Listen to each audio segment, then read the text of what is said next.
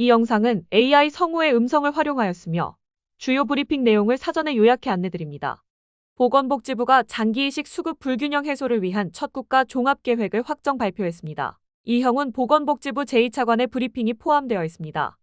사회자 지금부터 제1차 장기 등 기증 및 이식 종합계획 관련 브리핑을 시작하겠습니다. 오늘 브리핑은 이형훈 보건복지부 제2차관이 진행하며 국립장기조직혈액관리원 장호연 원장, 한국장기조직기증원 이삼열 원장, 한국공공조직은행 임동하 본부장, 보건복지부 정통영 공공보건정책관이 배석했습니다. 이와 함께 김동호 통역사의 수어 통역이 제공됩니다. 그럼 이형훈 보건복지부 제2차관이 제1차 장기 등 기증 및 이식 종합계획 주요 내용에 대해 설명하겠습니다. 네, 안녕하십니까. 보건복지부 제2차관 이형훈입니다. 제1차 장기 등 기증 및 이식에 관한 종합계획 수립의 주요 내용을 설명드리겠습니다. 보건복지부는 관계부처 협의와 장기 등 이식 윤리위원회 심의를 거쳐 제1차 장기 등 기증 및 이식에 관한 종합계획을 마련하였습니다. 먼저 이를 돕기 위해 장기 등의 기증 및 이식 절차를 간략하게 설명드리겠습니다. 헌혈과 수혈 과정을 생각하시면 좀 더 쉽게 이해하시리라 생각합니다. 제가 혈액을 기증하는 과정이 헌혈이고, 내가 혈액을 기증하는 과정이 헌혈이고, 헌혈한 혈액이 적십자사 혈액원을 거쳐 병원에서 필요한 환자에게 제공되는 과정이 수혈입니다.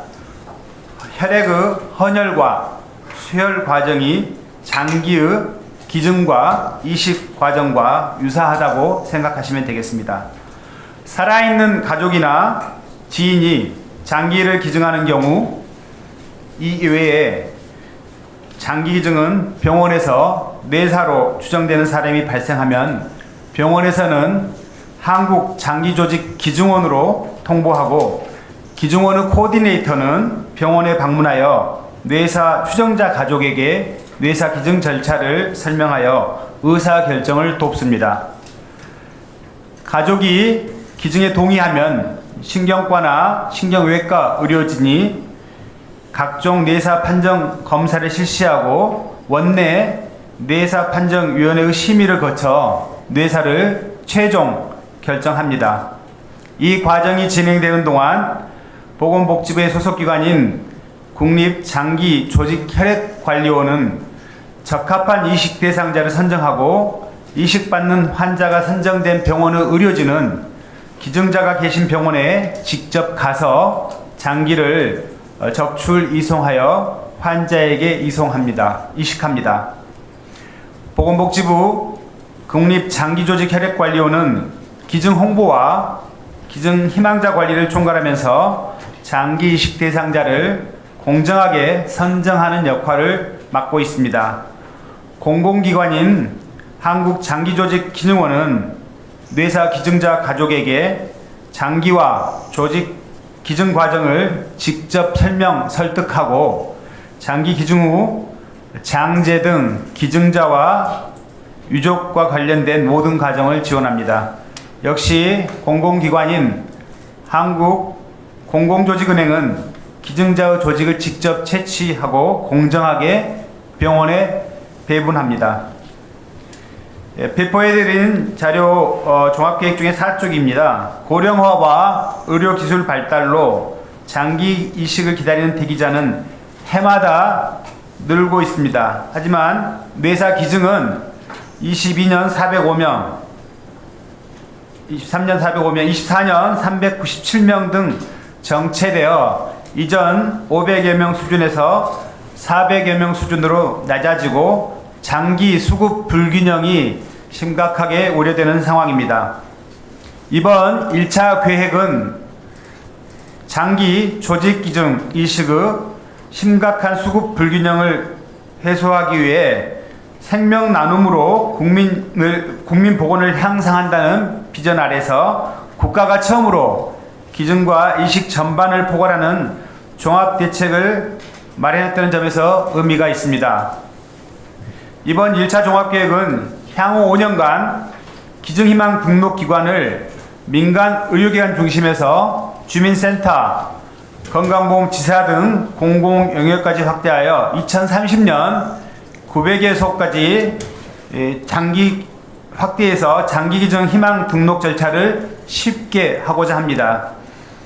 영국, 미국, 스페인 등 이시그 선진국에서는 이미 보편화된 연명의료 중단 후 심장사한 기증 희망자도 장기 기증할 수 있도록 법제화하여 장기 기증은 확대하는 한편 기증자 예외율을 세심하게 강화하는 방안을 추진할 예정입니다.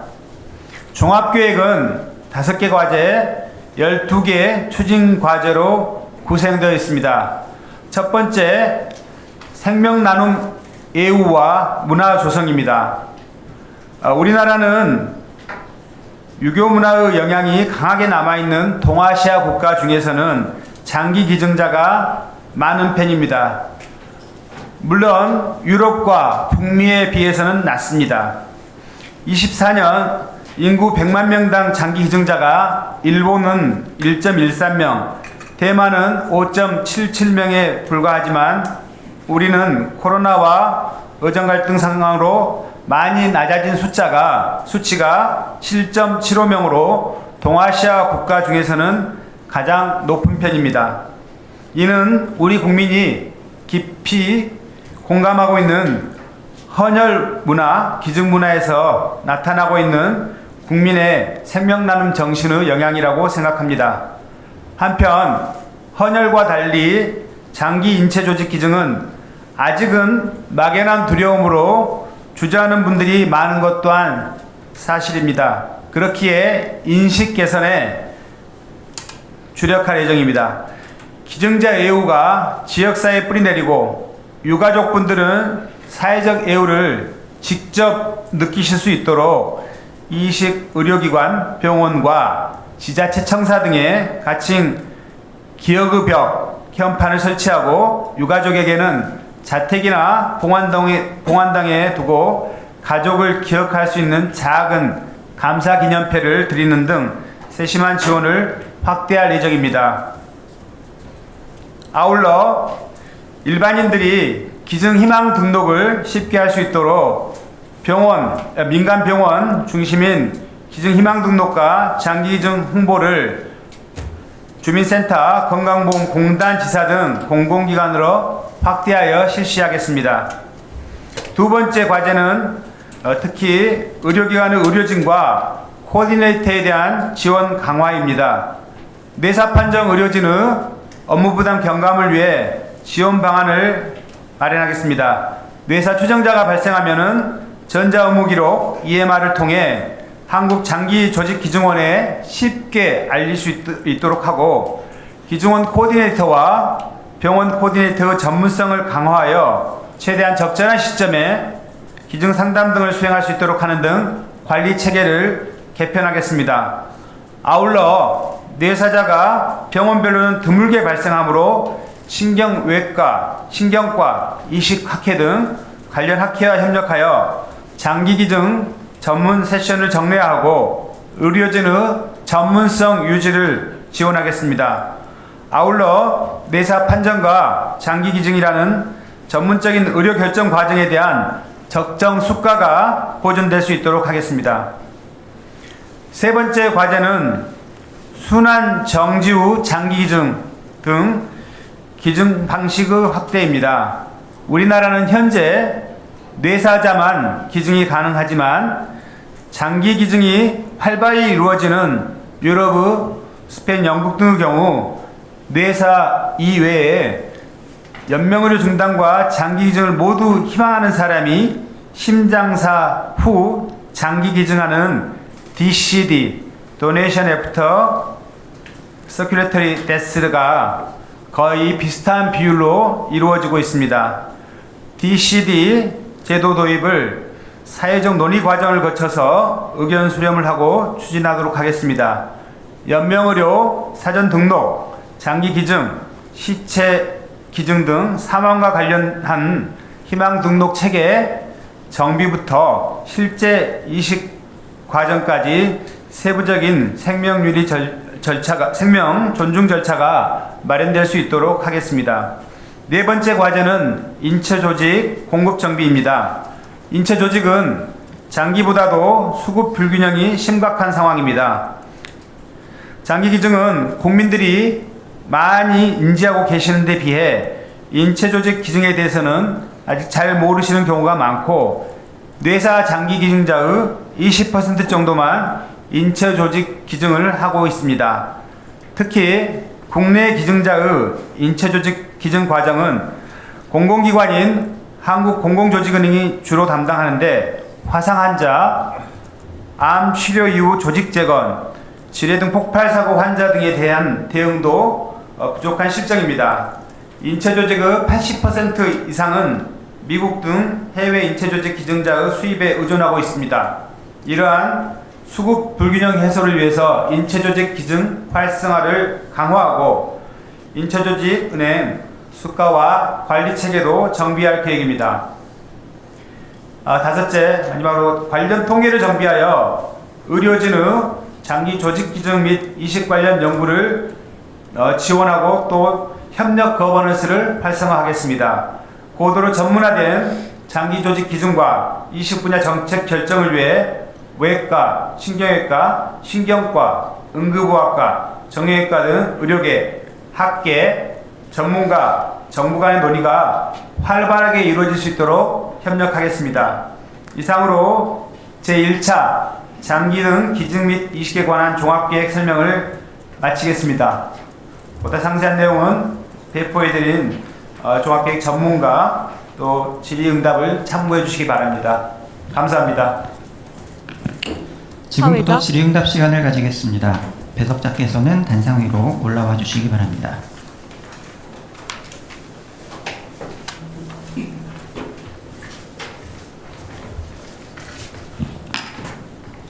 사회자? 배석자께서는 답변하시기 전에 소속과 성함을 말씀해 주시기 바랍니다. 질의응답은 기자분들의 질문에 답하는 형태로 진행됩니다. 구체적인 통계 등에 대한 문의는 대변인실로 부탁드리겠습니다. 먼저 현장에 참석하신 기자분들의 질의를 받겠습니다. 질의하실 기자님께서는 손을 들어주시고 지목되시면 마이크를 켜고 소속과 성함을 말씀해 주신 뒤에 질의해 주시면 됩니다.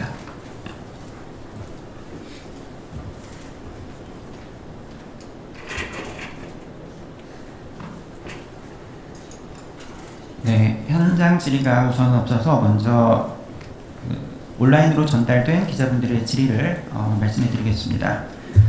한겨레 박다희 기자님의 질의입니다. DCD 제도에 대한 구체적인 설명과 관련법 개정 목표 시기가 언제인지 설명 요청하셨습니다. 이형훈 네. 보건복지부 제2차관. DCD 심장사후 장기 기증에 대해서는 저희 이삼열 장기 기증원 원장님이 계시기 때문에 설명드리도록 하겠습니다. 입법 일정은 저희들이 충분한 사회적 논의와 의견 수렴을 거쳐서 진행해야 되기 때문에 일정을 구체적으로 말씀드리기는 어렵지만은 이번 이 국회, 그러니까 22대 국회에서 논의가 충분히 활발하게 이루어질 수 있도록 국회 진행할 계획입니다. 상세한 내용은 우리 이삼열 원장님께 부탁드리겠습니다. 이상열 한국장기조직기증원 원장. 원장 이상열입니다.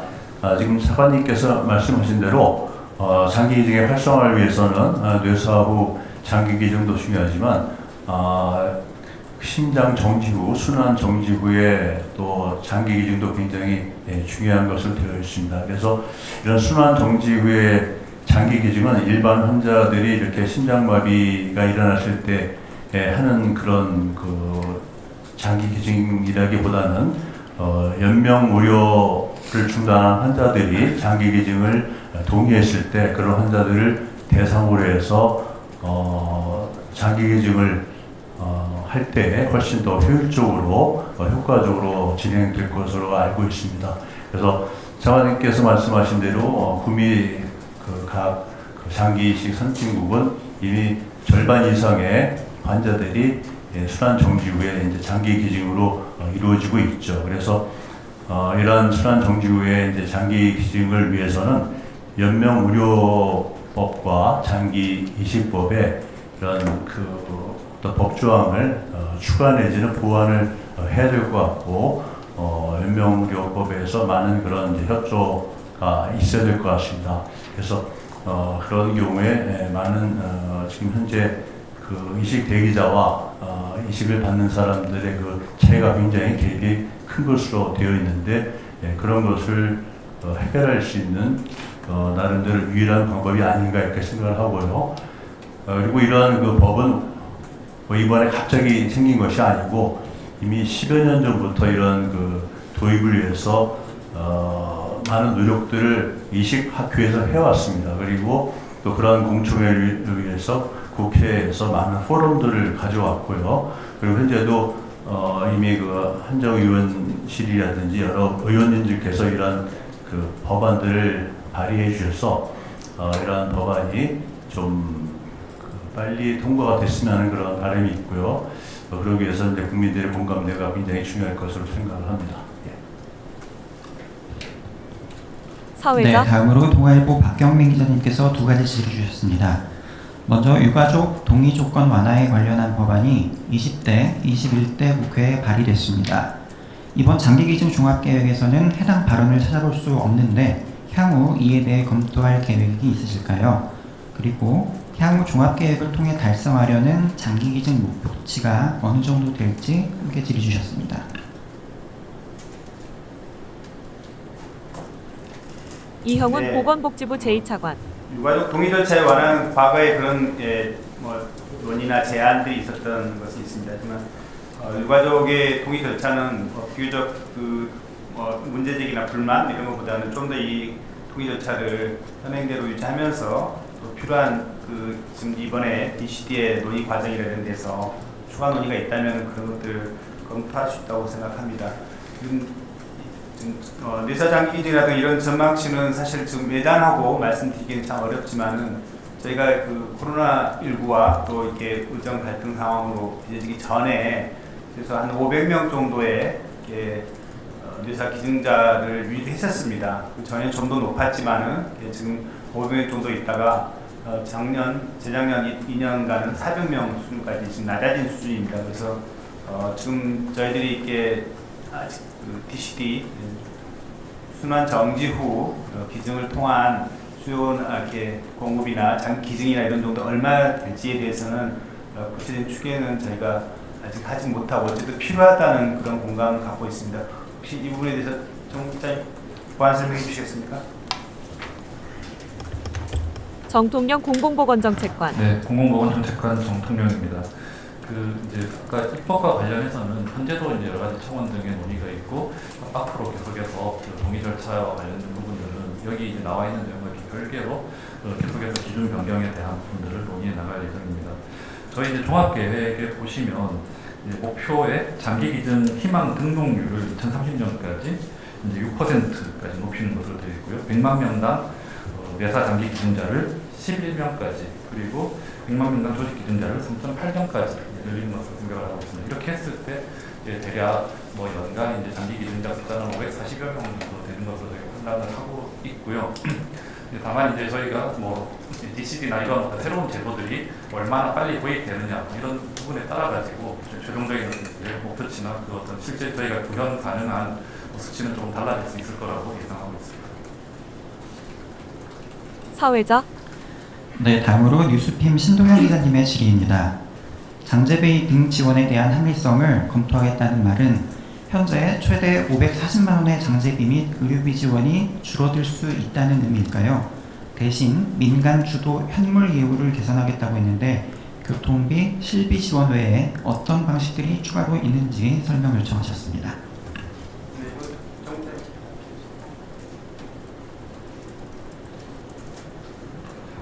네, 여기에 정통령 대해서는 공공보건정책관 우리가 필요한 부분입니다. 사실 국제적인 기준은 좀 이런 이제 장례비 지원 등의 특히 이제 이것을 현금으로 지원하는 부분들에 있어서는 조금 이제 이제 뭐 부정적으로 생각하는 인식이 있는 것도 사실이지만 우리 국민들의 어떤 이제 뭐 여러 가지 여론조사나 이런 부분들에 있어서는 장래에 관한 어떤 지원을 이런 것들을 요구하는 내용들이 꽤 있기 때문에 뭐 여기에 대해서 어떤 이제 그 지원의 어떤 범위가 가장 합리적인지 또는 이제 뭐 현금 지원 외에도 사실 다른 뭐 현물 지원이나 다른 방식의 어떤 지원들이 있을 수 있기 때문에 그런 부분들을 여러 전문가들과 또 이런 폭넓게 논의를 해 나갈 예정이고요. 외국 같은 경우에는 이런 이제 직접적인 현물 지원 외에도 뭐 여러 가지 이제 그 어떤 명예 기념의 벽 뭐 이런 거라고 얘기를 하죠. 이런 데다가 그 이제 기증자들의 어떤 이름을 새긴다든지 기증자들에게 뭐 기념이 될 만한 뭐 이제 배지나 훈장 같은 것들을 지급한다든지 이런 이제 그 기증자들의 날이나 뭐 이런 행사들을 유치를 하면서 대통령이나 뭐 주지사의 이런 명의로 굉장히 이제 그 예우의 메시지를 전달한다든지 굉장히 다양한 방식의 어떤 이런 예우 사업들을 하고 있어서 저희도 이제 정부에서 직접적으로 공식적으로 지원하는 것 외에 여러 이제 민간 단체 그리고 의료기관과 협력을 해서 다양한 방식의 어떤 예우들을 좀 생활 속에서 할 수 있도록 하는 그러한 이제 내용들을 저희가 이제 검토를 하고 있습니다.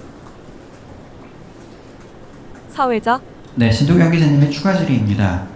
공무원이 헌혈할 경우 병가를 공가로 변경했다는 내용만 있는데 일반 국민 직장인의 경우 어떻게 되는지에 대해서도 설명 부탁드립니다.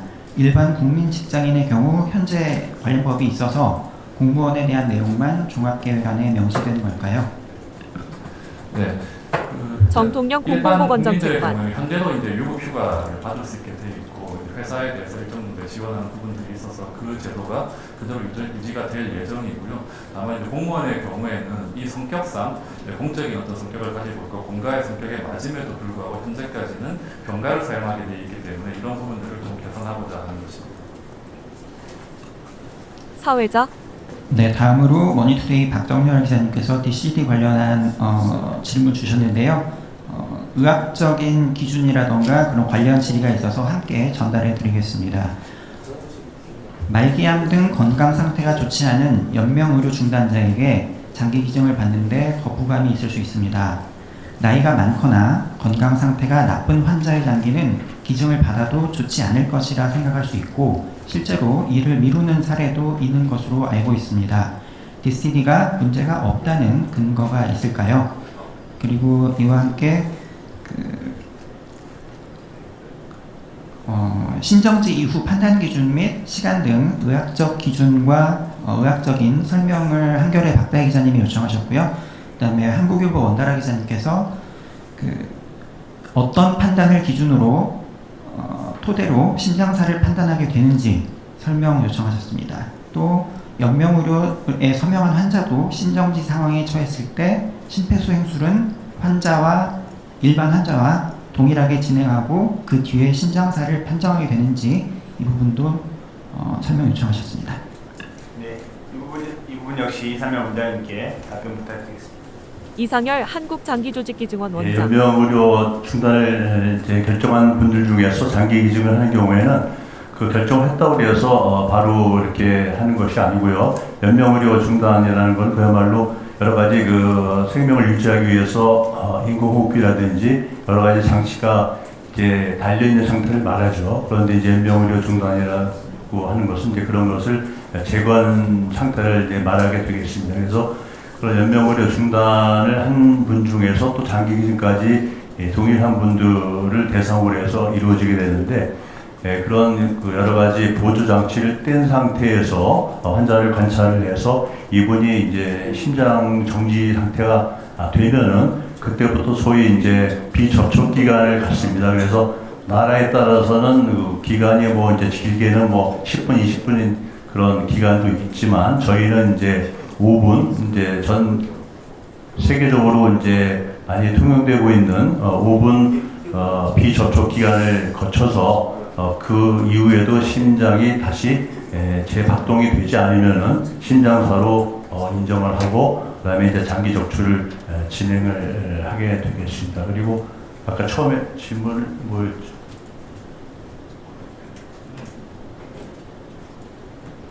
사회자 그 건강 상태가 좋지 않은 환자의 장기 이상열 이식. 한국장기조직기증원 그래서 원장. 그런 경우에는 일반 장기 기증의 그 절차와 이제 똑같이 이제 암 환자라든지 이런 그 감염 환자라든지 이런 환자들은 기본적으로 기증을 할 수 없는 이제 그런 상태가 되겠습니다. 사회자. 네, 다음으로 뉴스원 김규빈 기자님의 질의입니다. EMR 자동 신고 시스템 구축을 언급하셨는데 실제로 병원마다 전자 의무 기록 체계가 다릅니다. 국립장기조직 혈액관리원 등이 의료기관 EMR과 실시간 연동할 수 있는 기술적, 법적 기반은 어느 부처와 같이 담당하시는지요? 정통령 공공보건정책관. 네. 저희 이제 보건복지부에서 이런 내용들을 총괄을 이제 하고 있고요. 한국 이제 보건의료 정보원 그리고 개별 병원 등과 같이 이제 이런 부분들을 논의할 수 있습니다. 물론 이제 우리나라의 EMR 시스템이 굉장히 다 병원마다 다르고 하긴 하지만 일정 정도는 또 표준화 논의가 진행되고 있는 부분도 있고, 또 이제 특정 정보에 대해서는 이제 모든 EMR이 표준화가 안 돼 있다 하더라도 그런 부분들을 좀 원활하게 교류할 수 있는 이런 시스템들이 다 이미 작동하고 있기 때문에 여기에 대해서는 큰 문제가 없을 것이라고 판단하고 있습니다. 사회자. 네, 김규빈 기자님의 두 번째 질의입니다. 이번 계획은 헌혈에 이은 제2의 생명 나눔 문화라는 비전이 나왔는데요. 그렇다면 정부가 생각하는 생명 나눔 문화 정착의 핵심 지표는 무엇입니까? 예를 들어 KPI 성과 지표 등록률이라던가 실기준율인지 등등 어느 것을 지표로 삼을지 질문 주셨습니다. 정통령 사실 공공보건정책관. 하나의 지표만 가지고 이것들을 판단하기는 쉽지 않을 것 같고요. 다만 이제 제가 염두에 두고 있는 것은 실제 이제 기증 희망 의사를 밝히고 이제 기증 동의하는 부분들이 굉장히 중요하다고 생각을 하고요. 왜냐하면 이제 기증 동의한 분들 중에서도 여러 가지 어떤 의학적인 뭐 이제 상태나 이런 부분들 때문에 실제 기증까지는 이어지지 않는 경우들도 있기 때문에 저희들은 그런 어떤 자발적인 국민들의 어떤 동의 의사 이런 부분들이 굉장히 중요한 지표라고 생각을 합니다. 사회자. 네, 김규빈 기자님의 세 번째 질의입니다. 기증관리 거점병원을 지정한다고 했는데 지정 기준은 이식 건수, 인력 규모, 지역 균형 중 어떤 요소를 우선적으로 결정할 계획이신지요? 정통령 공공보건정책관. 말씀하신 세 가지가 다 중요한 요소입니다. 다만 이런 장기 기증이 굉장히 이제 어떤 경우에는 신속하게 아주 이제 시간을 다투면서 이루어져야 되기 때문에 저희가 적정한 어떤 권역을 나눠서 지역별로 이런 기관을 배치할 필요가 있고요. 그 지역에 있는 기관 중에서는 가장 이제 이식 건수도 있고 여러 가지 인력이나 교육, 다른 기관에 대한 어떤 지원, 교육 등을 할 수 있는 그런 우수한 기관을 선정할 예정입니다. 사회자.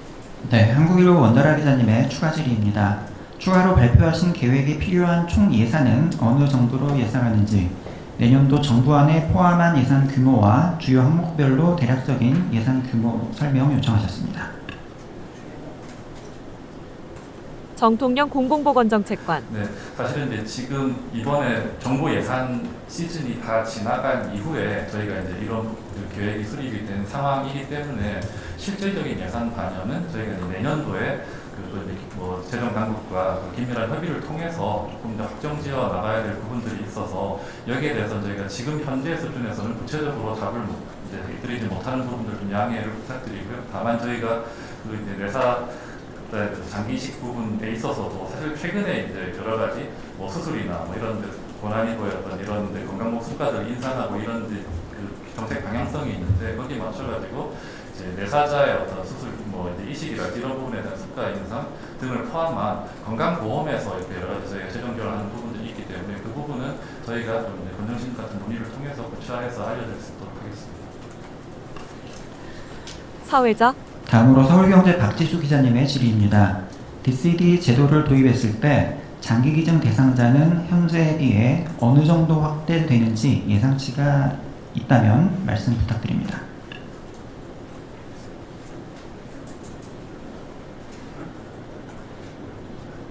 이상열 한국장기조직기증원 원장. 예, 지금 정확한 수치는 지금 정확히 말씀을 드릴 수 없겠지만, 우리 사장님께서 왜 추가?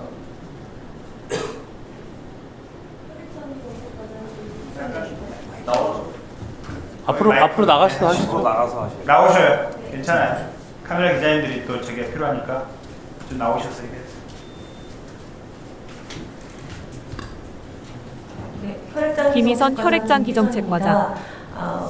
지금 아주 보수적으로 생각하면 현재 뇌사 절차 진행 중이다가 돌아가시는 분들이 있습니다. 우리나라가 뇌사 절차가 굉장히 타이트하게 되어 있고 세계에서도 굉장히 그 신경외과나 신경과 기준에서 높은 수준입니다. 그래서 우리는 해외 토픽에서 나오는 그런 뇌사 판정했는데 뒤집어지는 사례는 전혀 없거든요. 근데 이렇게 판정하는 기간이 한 2, 3일간 걸립니다. 그래서 이걸 기다리다가 기증본이 다 하셨는데 진행되다가 멈추는 분들이 있는데 일단 이런 분들은 그 돌이킬 수 없는 상황이어서 이런 분들 중에 연명의료 중단을 동의하시면 이분들이 최초로 포함되게 되겠습니다. 그래서 아주 보수적으로 보면 연간 이런 사례에 해당하는 분들이 한 20건 정도 나옵니다.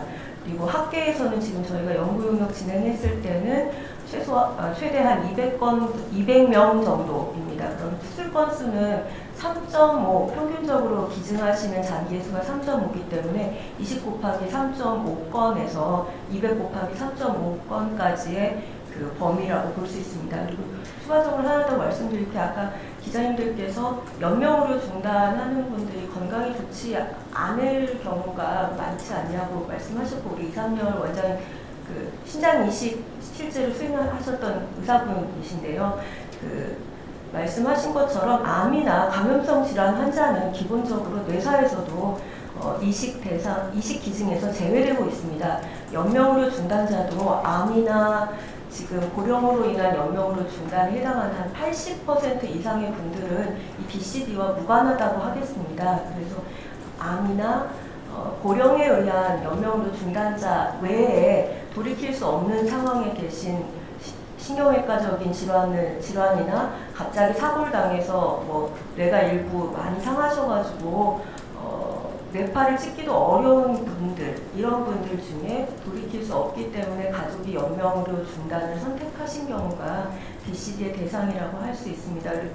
그리고 연명으로 중단이라는 건 인공호흡기도 떼고 기계를 떼는 거기 때문에 실제로 인공호흡을 하지 않는 단계입니다. 그래서 이분들을 연명으로 그러니까 심장이 멈췄는데 이렇게 조치를 취하지 않고 바로 이제 어떤 절차로 들어가느냐고 질문을 지금 인터넷 질의에도 있는데 그런 내용은 해당 사항이 없다고 하겠습니다.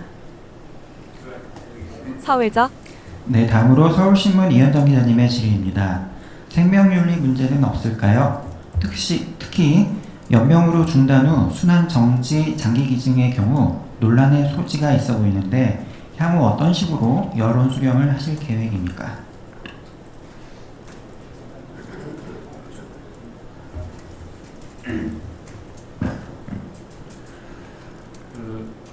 정통령 공공보건정책관. 생명윤리의 문제와 관련해가지고 사실은 이제 저희가 신장사고의 기준과 관련해서 간혹 할 수 있는 오해가 갑자기 이제 심장이 멎었거나 이래가지고 제가 심폐소생술을 하고 막 이렇게 해야 되는 상황에서 이런 분들을 살리지 않고 기증을 하는 것이 아니냐라는 이제 일반의 오해가 있을 수 있습니다. 근데 그런 것들이 아니고 저희가 이제 여러 가지 이런 분류 체계가 있는데 이제 우리가 이제 보통 얘기할 때는 이제 컨트롤이 되는 이런 이제 심장사라고 이렇게 이제 부사부 이식이라고 해서 연명으로 결정을 먼저 하시고 그래서 이런 어떤 심폐소생술이나 이제 이런 이제 연명 치료를 하지 않기로 결정하신 분들 중에서 이분들이 이제 뭐 중환자실 같은 곳에 입원해 계시다가 이제 아까 이상열 원장님 말씀하셨던 이제 노터치 기간을 두고 완전히 심장이 멎은 것을 확인하고 신장 사임을 이제 선언한 이후에 이렇게 이런 절차들이 이제 진행이 되는 것이기 때문에 아마 이제 그런 절차들이 외국에서 많이 논의가 되고 잘 이제 규정이 되어 있습니다. 그래서 사실 어떻게 보면 생명윤리에 대한 문제들은 일정 정도는 이제 그런 논의 과정을 통해서 이제 좀 어느 정도는 합의가 좀 이제 외국에서는 이루어졌다고 생각을 하고요. 다만 이제 국내에서도 이런 이제 어떻게 이제 그런 심장사고 이식을 시행할 것인지에 대한 절차를 규정하는 방식이랄지 이런 여러 가지 논의들이 있을 수 있기 때문에 그 과정에서 혹시라도 불거질 수 있는 이제 생명윤리와 관련된 논의는 저희들이 충분히 이렇게 잘 고려를 하면서 제도를 이제 만들어 나가겠다는 생각을 가지고 있고요. 원칙적으로는 저희가 국가생명윤리심의위원회 가 이제 있습니다. 거기서는 이제 연명의료에 관한 결정들과 관련된 사회적 논의를 이제 그동안 이끌어왔었고요. 이제 저희가 이제 새롭게 이제 국가생명윤리심의위원회가 구성이 돼야 되는데 어떤 그런 위원회에서 어떤 특별한 어떤 사회적 협의체를 구성하는 방법도 생각할 수가 있고, 그 외에 이제 저희가 그 기존에 있는 어떤 장기이식과 관련된 그 위원회들 뭐 이런 위원회들을 활용하면서 여러 이제 이 분야에 이제 종사하시는 뭐 이제 의료인들 그리고 다른 어떤 윤리계와 종교계 뭐 이런 모든 분들의 의견들을 좀 폭넓게 수렴해 나갈 예정입니다. 사회자 네, 한겨레 박다희 기자님의 추가 질의입니다. 인체 조직 은행에 대한 용어 설명과 지원 체계를 정비한다는 것이 구체적으로 어떤 의미인지 설명을 요청하셨습니다.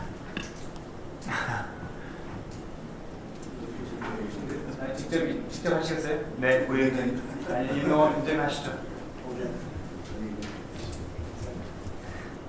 네, 한국공공주택은행 임노화 본부장입니다. 인체 조직은행은 인체 조직을 취급하는 그 은행이고요. 우리나라에 인체 조직은행이 총 158개가 있습니다. 민간에서 운영하고 있는 인체 조직은행이 128개가 있고, 병원 조직은행이 25개. 그다음에 이제 저희가 한국공공주택은행이 5개가 있습니다. 인체 조직은행은 식약처에 허가를 받고 허가받은 기관만 이렇게 조직을 실제 취급하도록 되어 있습니다. 취급한다는 말은 인체 조직을 가공하고 그것을 병원 조직 의료기관에 분배를 해서 환자 이식에 사용될 수 있도록 이렇게 하는 것을 의미한다고 하겠습니다. 예, 이상입니다.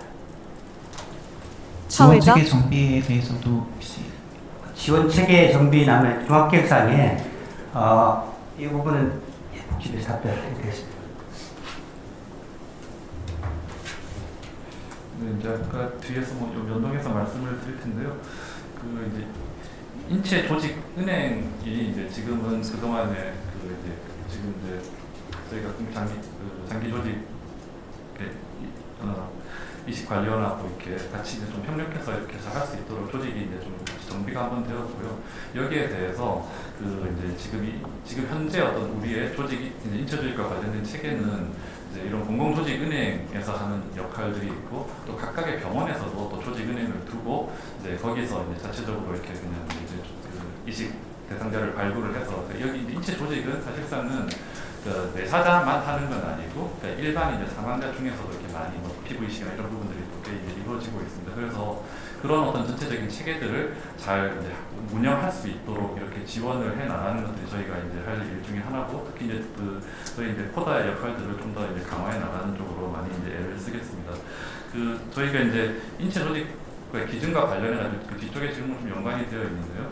그 동안에는 이제 그 실제 어떤 그 공공조직은행이 아닌 일반 민간 조직은행에서 이제 그 이런 이제 조직을 구득을 할 때 거기에 대한 조직과 관련된 어떤 이제 비용들, 습가나 이런 부분들을 기존의 공공조직은행에 비해서 좀 낮게 책정을 해왔던 부분들이 있습니다. 그리고 여기에 대한 그 이제 그 습가들이 결정된 지 상당히 이제 오래됐는데 그 부분에 대해서 계속 이제 현실화를 못 해왔던 것들이 사실이기 때문에 인체 조직과 관련해서도 그 개별 어떤 병원 조직은행들에서 좀 더 이제 이런 기증이 활성화될 수 있도록 노력을 좀 더 뒷받침하는 어떤 그런 지원 체계들을 더 갖춰 나가도록 그렇게 하겠습니다.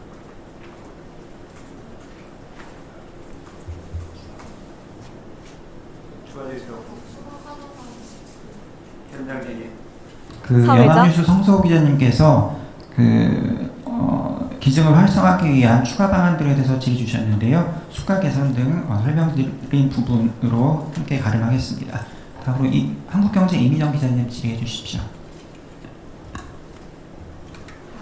아까 전에 수단 정지 후에 이상형 원장님께서 수단 정지 후에 장기 기증은 일반 환자 심장마비 일어났을 때 하는 그런 것보다는 연명의료를 중단한 환자들이 장기 기증에 동의했을 때 그런 환자를 대상으로 하는 쪽으로 말씀을 하셨는데, 그럼 제가 들어보니까 좀 더 기존의 DCD에 대해서 사용되던 어떤 정의보다 조금 더 확대된 것으로 보이는데 그렇게 보면 되는지, 그리고 외국의 경우에는 이미 이렇게 많이 하고 있다고 하셨는데 외국의 경우에도 이제 일반적으로 이제 일반인들이 심장마비 일어났을 때가 아니라 뭐 연명 의료 중단하고 이후에 신정이 됐을 때 하는 그런 쪽인 것인지 궁금합니다. 이형훈 제가 보건복지부 간단한 제2차관. 방향을 말씀드리고 상세한 내용은 이삼영 원장님께서 설명해 주시면 좋겠습니다. 사실 이 뇌사자 장기 기증 DBD라고 그러죠. Donation After Brain Death는 지금 아주 엄격한 절차를 거쳐서 절차를 이렇게 마련해서 뇌사자 장기 기증을 이루어지고 또 조직 기증까지 하고 있습니다. 저희들이 이제 지금 그 소위 심장 사후 장기 기증에 해당하는 DCD는 이런 논의나 제도는 이미 외국에서도 운영하고 있지만은 우리도 이 기증을 통한 생명 나눔에서 또 생명 살림의 어떤 그런 소중함은 더 필요한데 기증이 줄고 있고 이런 상황에서 뇌사 기증이라 이런 것도 줄고 있는 상황에서 이제는 또 다시 순환 정지 후 기증도 논의할 때 있다는 생각을 하는 거고요. 이 절차는 앞으로 사회적 논의 과정을 통해서 또 전문가 충분한 의견 수렴을 거쳐서 뇌사자 기증 절차에 준하는 그런 의학적 또 윤리적 절차들이 마련돼야 될 것으로 그렇게 생각합니다. 좀 더 상세한 설명은 원장님께서 보완해 주시고. 이상열 사관님 말씀에 좀 한국장기기증원원장. 첨가해서 말씀드리면은 우리가 하고자 하는 이제 그 순환정주기의 장기증은 우리나라만 특별하게 이제 더 어떤 그 완화해서 한다든지 그런 것은 전혀 아니고 세계 국제 기준에 맞춰서 같은 기준으로 적용을 해서 하게 되겠습니다.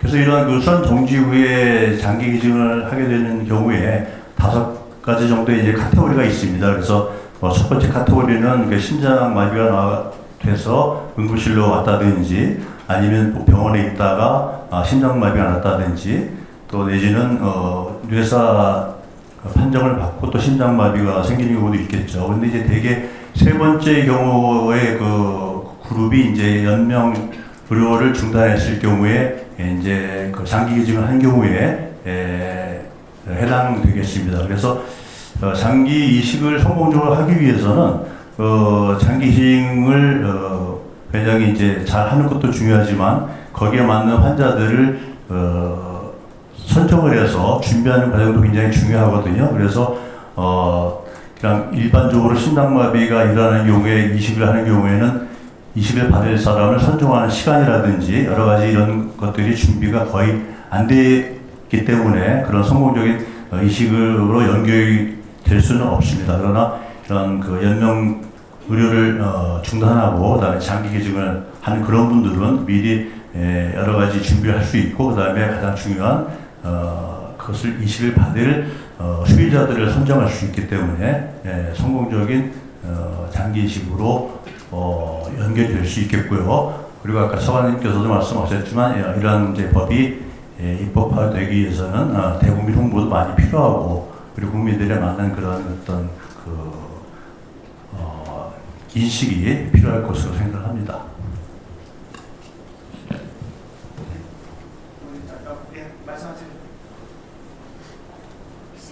김희선 혈액장기정책과장. 한국경제 그 기자님께 조금 더 설명드리면 DCD를 그 스페인이나 미국 같은 경우는 더 넓게 하고 있고 우리가 지금 진행하려는 건 이 원장님이 하신 말씀을 조금 더 구체적으로 얘기하면 심장사의 단계도 여러 가지가 있는데 아까 차관님 말씀하셨던 컨트롤드, 그러니까 통제할 수 있는 상황에서 심장사가 일어난 경우로만 제한하려고 하는 거고요.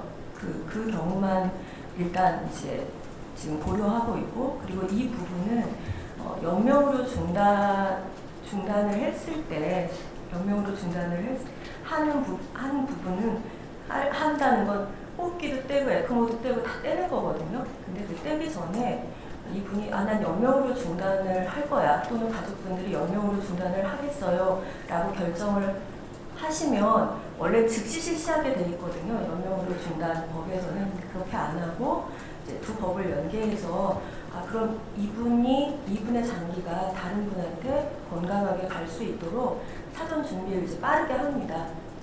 그래서 받으실 분을 준비를 시켜서 이 두 가지를 연결시키는 겁니다. 그래서 그냥 이렇게 사고 나서 바로 심장 막 멈추려는 사람이 심장을 떼고 뭐 이식하고 이런 게 아니라 이제 이런 준비 과정들을 거칠 수 있는 죽음의 과정이 좀 돌아가실 분도 그다음에 받으실 분도 어느 정도의 시간이 필요해서 이런 상황들을 조정한 후에 이루어지는 여명으로 중단과 기증 절차가 BCD라고 할 수 있겠습니다. 사회자 네, SBS 장우경 기자님 질의해 주십시오. 간단한 건데 그럼 심정지 후 기증이 되면 심장의 기증을 어떻게 해요?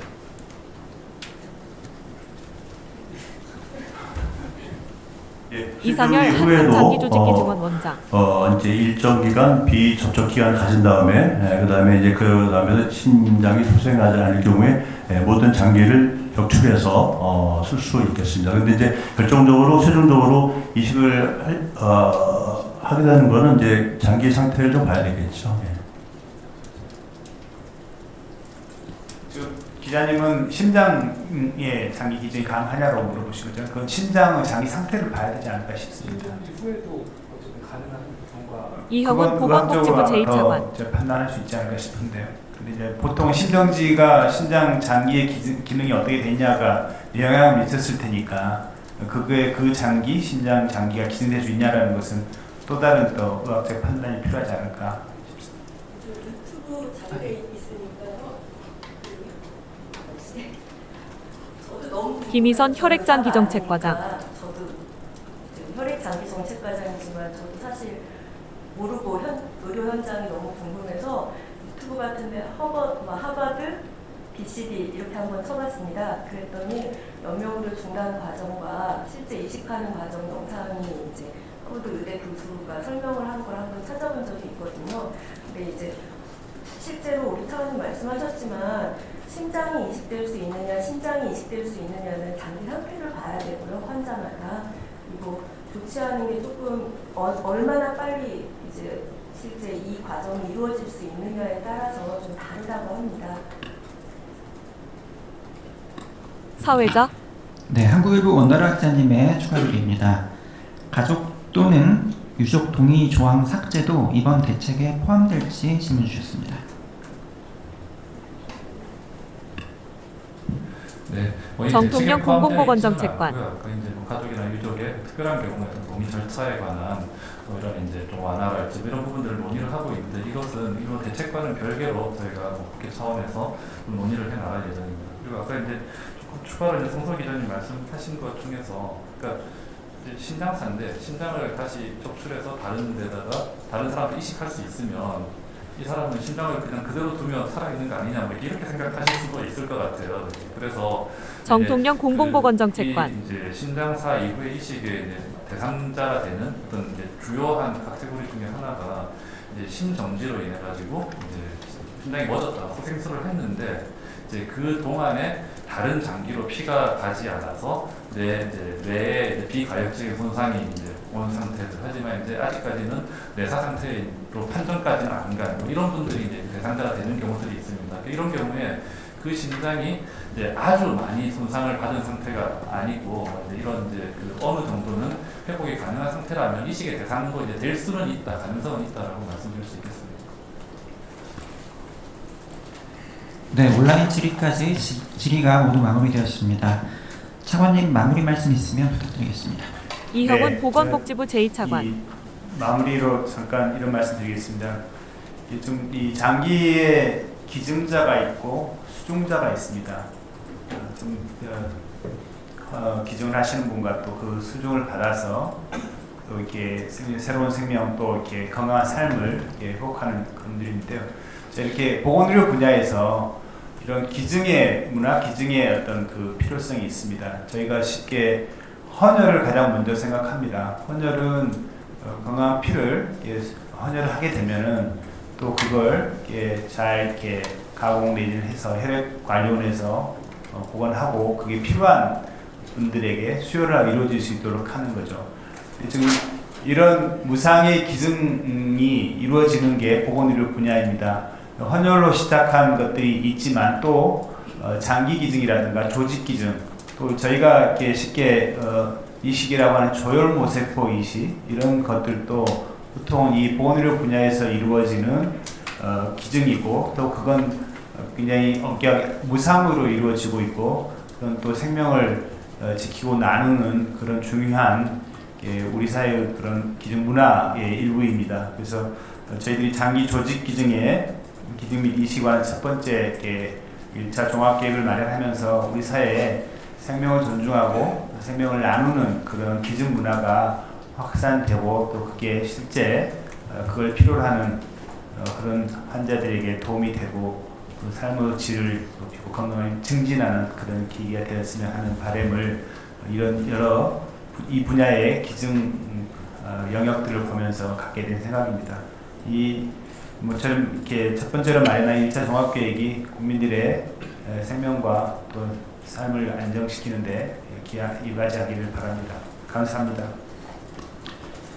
사회자 이것으로 브리핑을 마치겠습니다. 참석해 주셔서 감사합니다.